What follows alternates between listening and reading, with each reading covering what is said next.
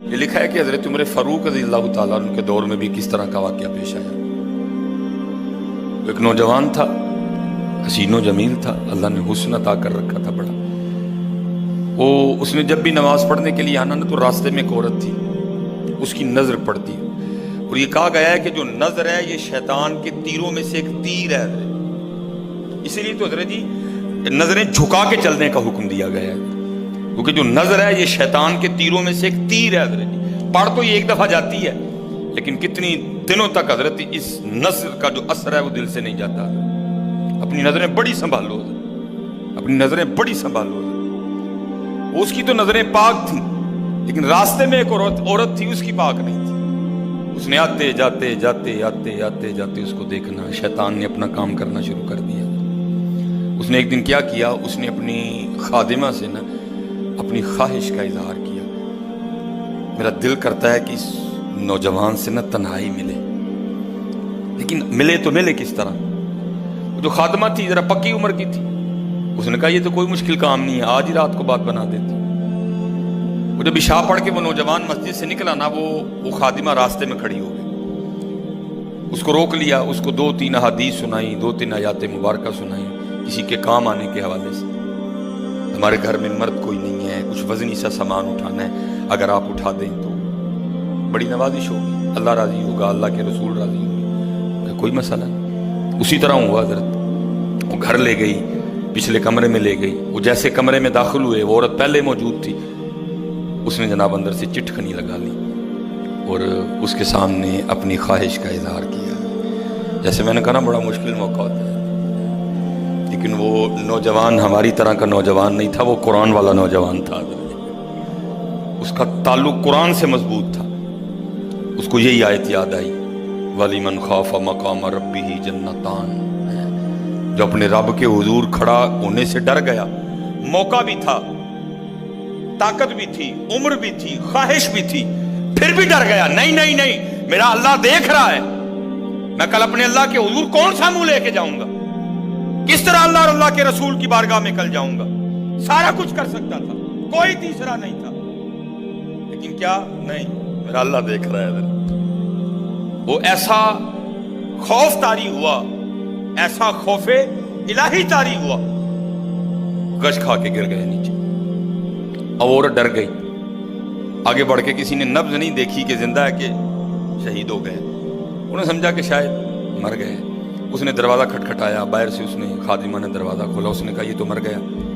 اس نے کہا یہ بھی کوئی مشکل بات نہیں، بھائی نام تو اس پہ لگے گا نا جس کے گھر سے لاش برآمد ہوگی، تم ٹانگیں پکڑو میں ہاتھ پکڑتی۔ انہوں نے تھوڑا سا محنت مشقت کر کے نا اٹھا کے جو باہر کوڑا پھینکنے کی جگہ تھی نا، اس نوجوان کو پھینک دیا۔ اب رات پڑ گئی، بیٹا گھر نہیں آ رہا، باپ پریشان تھا۔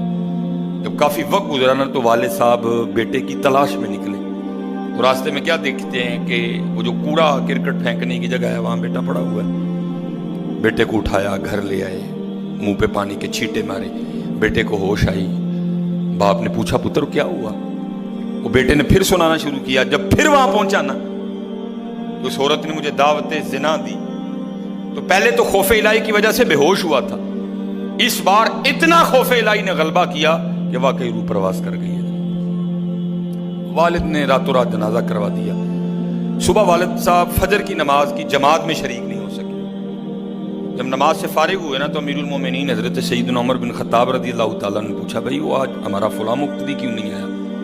لوگوں نے ساری بات سنائی، حضرت جوان بیٹھا تھا، انتقال کر گیا، رات ہی کو جنازہ ہو گیا، شاید اس وجہ سے حضرت نہیں جماعت میں تشریف لا سکے۔ آپ نے فرمایا چلو اپنے بھائی کے غم میں شریک ہوتے ہیں۔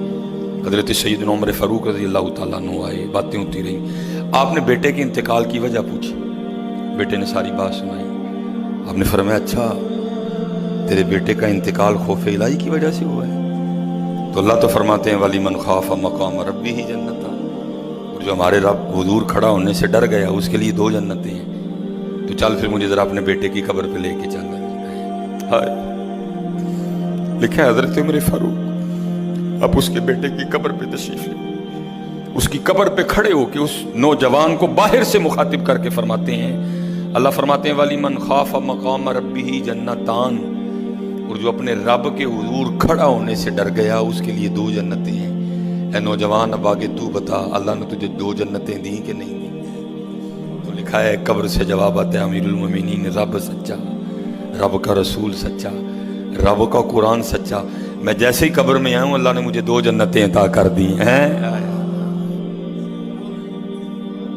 بچو اس سے بچو، اس دور کا سب سے بڑا فتنہ ہے، اس سے بچو، اور خود نہیں بچا جاتا، اپنے اللہ کے حضور بار بار گڑ گڑاؤ، یا اللہ سانو بچا لے۔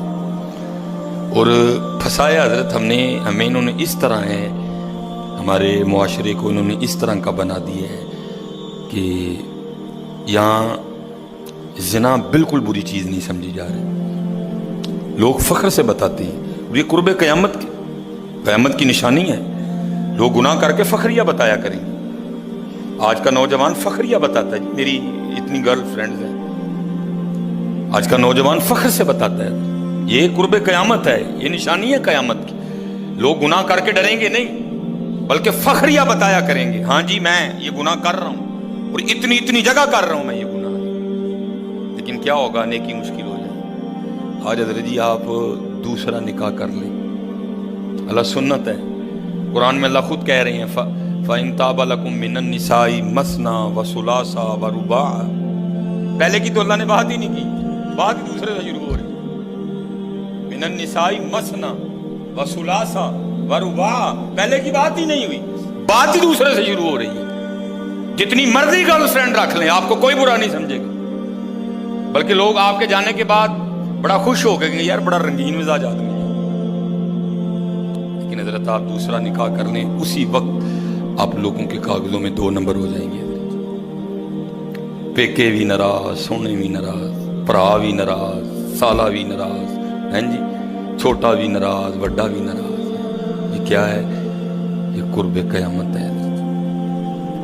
گناہ اچھا ہو گیا، گناہ آسان ہو گیا، نیکی بری سمجھی جانے لگی، نیکی مشکل ہو گئی، اس لیے بچو حضرت۔ اس کا طریقہ جو ہمیں ہمارے بڑوں نے بتایا ہے یہی ہے حضرت جی، روز سرگی اٹھو تے اللہ دے حضور رو، یا اللہ جے دن چڑھے آئے تے تیرے فضل نہ چڑھے آئے، جے چاڑے تے پھر ساڑی حفاظت بھی فرمائی ہے، سانو بچا بھی لیں گے، ساڑی حفاظت بھی فرمائی۔ تو حضرت جی دنیا تو 4 دن کی ہے، جا رہی ہے، کالے وال مسافر ہوئے، چٹیاں ڈیرے لائے، کالے وال مسافر ہوئے، چٹیاں ڈیرے لائے، ویخ محمد بخشا موت سے نہیں آئے۔